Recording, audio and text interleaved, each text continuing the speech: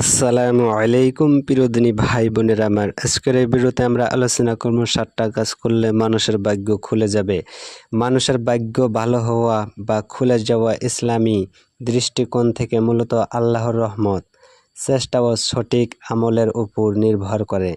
কিছু কারণ যা মানুষের ভাগ্য উজ্জ্বল করতে পারে। 1 নম্বর, তওবা ও ইস্তেগফার করা। গুনাহ থেকে ফিরে আসা এবং আল্লাহর কাছে ক্ষমা চাওয়া জীবনের বরকত ও রহমত আনে। কোরআনে বলা হয়েছে, তোমরা তোমাদের প্রভুর কাছে ক্ষমা চাও, তিনি আসমান থেকে তোমাদের উপর বৃষ্টি বর্ষণ করবেন এবং তোমাদের সম্পদ ও সন্তান বৃদ্ধি করবেন। সুবহানাল্লাহ। সূরা নূর 10 এবং 12 নম্বর আয়াতের মধ্যে বলেছে। 2 নম্বর, নামাজ কায়েম করা। নামাজের মাধ্যমে আল্লাহর কাছে নিকটবর্তী হওয়া ভাগ্য পরিবর্তনের বড় কারণ। নামাজ জীবনে শান্তি, বরকত এবং হিদায়াত আনে। 3 নম্বর, সদকা ও দান করা।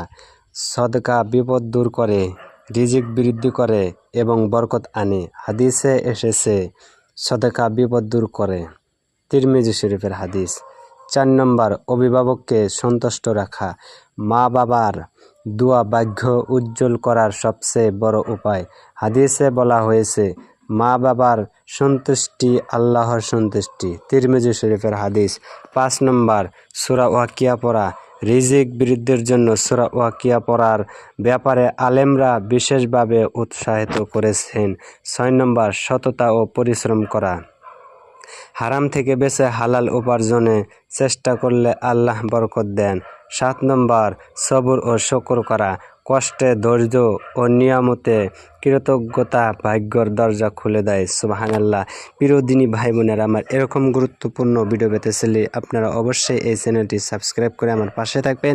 আপনারা সবাই ভালো থাকবেন, সুস্থ থাকবেন। আসসালামু আলাইকুম।